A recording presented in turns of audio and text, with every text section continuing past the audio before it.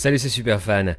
Tu regardes NUM Rendez-vous, l'émission de la révolution numérique et de la transformation digitale qui résume toute l'actualité des géants du web et de la tech, est disponible sur ma chaîne YouTube superfan.fr.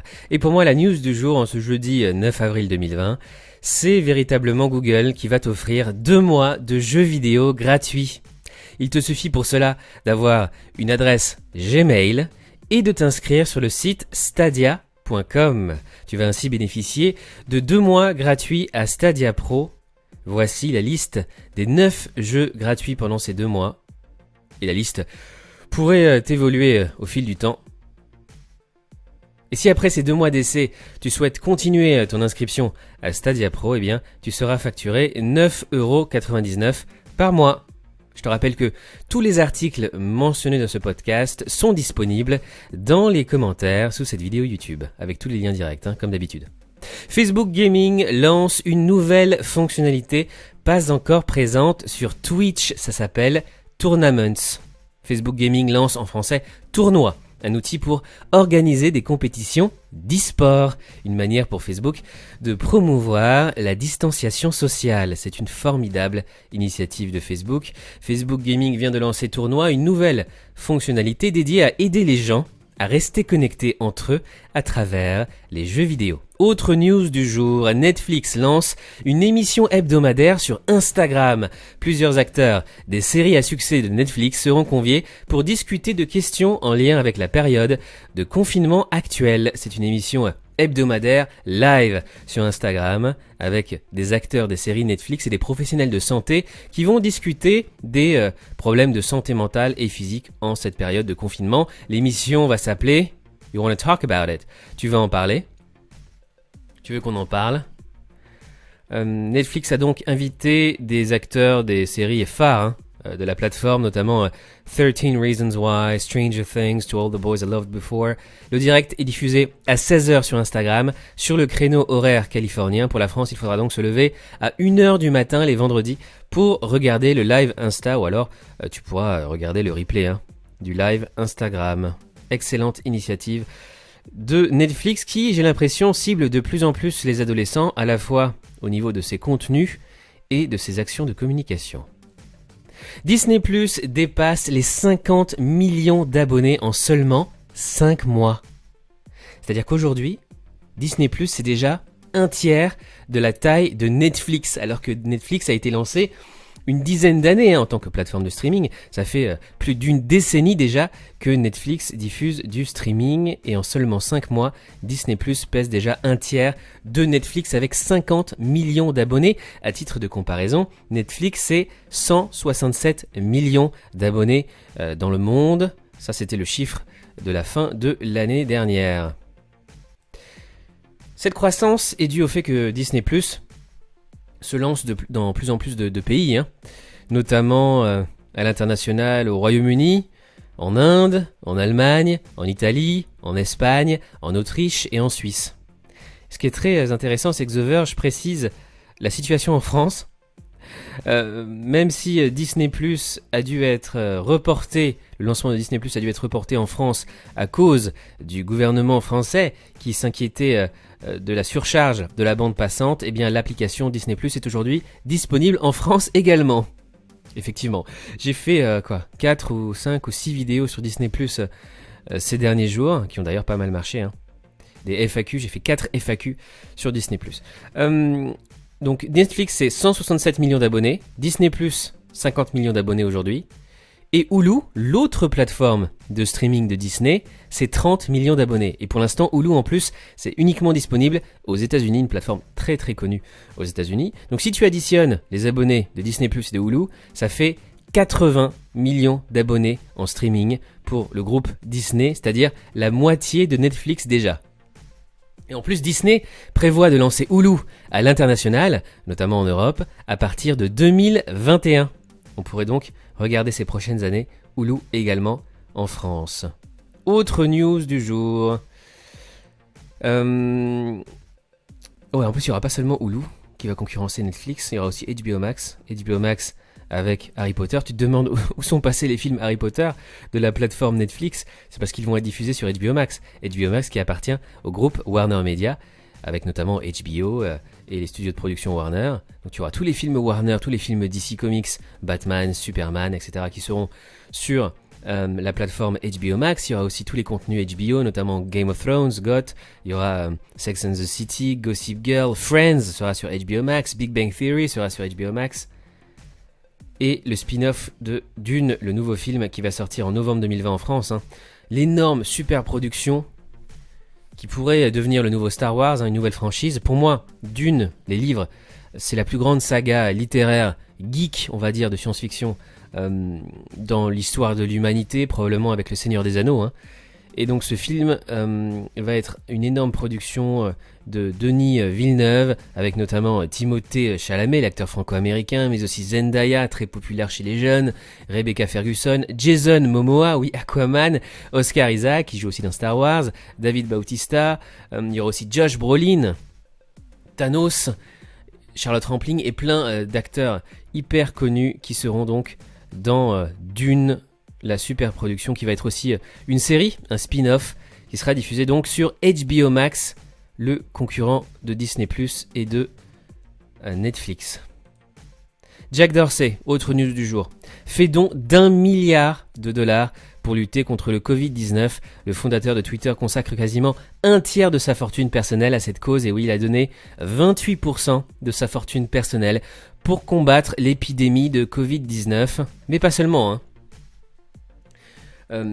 sa fortune sera aussi utilisée pour préparer l'avenir, l'après-confinement selon lui.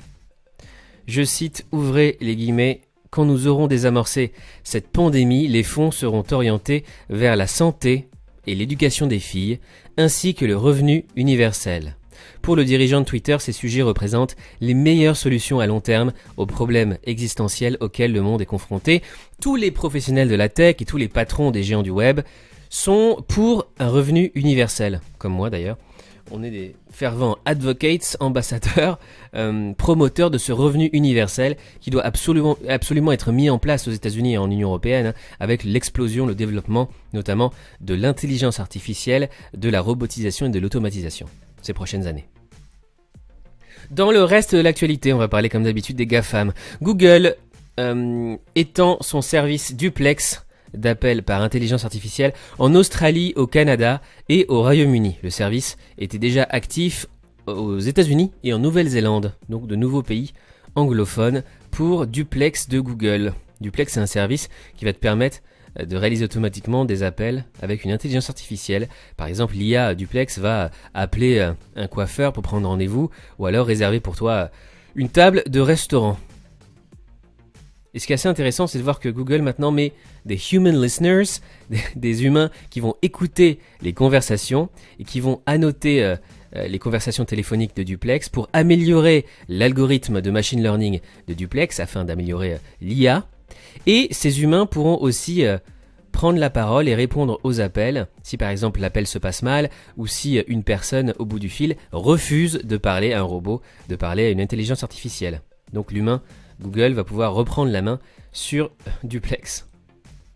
Hangouts Meet, c'est fini et ce sera désormais appelé Google Meet. La marque Hangouts va disparaître au profit donc de la marque Google. Hangouts Meet devient Google Meet. C'est une news officielle. Il n'y a pas que Zoom. Google Meet aurait 2 millions de nouveaux utilisateurs par jour. Google Meet fait partie des concurrents sérieux à Zoom. Google d'ailleurs qui interdit à ses collaborateurs d'utiliser Zoom pour des raisons de sécurité. Comme beaucoup d'autres entreprises comme SpaceX, la NASA et beaucoup d'écoles aux États-Unis, Google a décidé de bannir l'utilisation du populaire mais problématique programme de visioconférence Zoom. Facebook va donner gratuitement des appareils portables de visioconférence aux hôpitaux et aux EHPAD anglais au Royaume-Uni. Tuned de Facebook, un espace privé pour les couples. Après avoir lancé Facebook Dating, une fonctionnalité de rencontre intégrée à son application principale, Facebook publie discrètement Tuned, une nouvelle application de messagerie pour les couples. C'est vraiment très mignon. Alors à quoi ça sert ? Tuned permet à deux personnes de s'envoyer des messages textuels et vocaux ainsi que des photos et des chansons après avoir ajouté les numéros de téléphone de l'autre. L'application a récemment été mise en téléchargement dans l'App Store d'Apple aux États-Unis et au Canada. Instagram, les DM, c'est-à-dire les messages directs, les messages privés, se déploient sur la version web. Facebook déploie actuellement les DM sur la version web de son application Instagram. Autre application Facebook, WhatsApp. WhatsApp limite le transfert de messages pour freiner la propagation de fausses informations de fake news. L'application de messagerie limite désormais le transfert de messages à une seule personne pour empêcher la propagation de fausses informations concernant le coronavirus. Apple va-t-il tuer Beats pour privilégier sa marque AirPods? C'est la question qu'on peut se poser. L'arrivée prochaine d'un casque Apple haut de gamme et de nouveaux AirPods dédiés au sport montre l'ambition de la marque californienne. Dans le domaine de l'audio, la cohabitation avec Beats est-elle possible? Ce qu'il faut savoir, c'est qu'en acquérant Beats en 2014, Apple avait pour objectif de créer Apple Music en utilisant les algorithmes de Beats Music. L'entreprise a plutôt laissé tranquille la division hardware de l'entreprise Beats qui fabrique encore ses propres casques aujourd'hui. Le succès des AirPods et les envies d'Apple d'étendre sa domination sur l'audio à de nouveaux types de produits laissent à penser que Beats pourrait ne pas survivre longtemps. Microsoft fait un pas dans la fintech avec Money in Excel. En s'associant à Plaid, Microsoft fait un pas dans la fintech. N'as-tu Tesla se serre la ceinture et réduit les salaires de ses employés. Pour autant, le constructeur automobile espère un retour à la normale début mai. Tesla qui fabrique des ventilateurs et des respirateurs avec ses pièces de moteur. Autre news tech. Facebook et Samsung donnent des milliers d'appareils à la NHS, c'est le service de santé au Royaume-Uni. Samsung donne 2000 téléphones compatibles avec des gants aux soignants de la NHS au Royaume-Uni. C'est vraiment extraordinaire cette initiative de Samsung comme Facebook avec Portal d'ailleurs. WeWork ne peut plus payer le loyer. WeWork qui loue des bureaux de coworking n'arrive plus à payer ses loyers. C'est vraiment la crise pour WeWork en ce moment. Zoom, une utilisation qui explose mais une sécurité qui craque. Politique de cryptage défaillante, faille de sécurité en plein confinement. Alors que l'audience de l'outil de visioconférence atteint des scores jamais atteints, la sécurité de l'application est mise en cause. J'en ai beaucoup déjà parlé, beaucoup parlé dans cette émission déjà. Zoom qui d'ailleurs va former un conseil de sécurité qui va ajouter des fonctionnalités pour éviter le Zoom bombing sur son application. Pinterest permet de visualiser les stocks de produits disponibles des marques. Pinterest permet désormais aux utilisateurs d'accéder depuis les épingles, les tableaux et le moteur de recherche aux stocks disponibles chez les marques présentes sur la plateforme. À l'heure du confinement et de la fermeture des magasins, conséquence du Covid-19, Pinterest entend faciliter les achats depuis son réseau social et se positionner encore un peu plus comme un partenaire pour les marchands. Nuro va faire rouler des voitures autonomes sans conducteur en Californie après la pandémie. À terme, Nuro envisage de développer un service de livraison totalement autonome. Nuro qui est une start-up fondée par deux anciens ingénieurs de Google. Deux robots autonomes Nuro vont livrer des courses dans la Silicon Valley. Nuro a reçu l'autorisation des autorités californiennes pour faire circuler deux robots autonomes de livraison R2 dans la Silicon Valley, clin d'œil à Star Wars évidemment. La start-up souhaite déployer un premier pilote pour quelques clients présélectionnés. Voici à quoi ressemblent ces petits robots autonomes de livraison. Le MIT crée une peinture conductrice qui rend les surfaces tactiles. Alors ça, c'est vraiment extraordinaire. Le Massachusetts Institute of Technology, la plus grande université scientifique du monde, a imaginé une nouvelle manière de rendre les surfaces tactiles.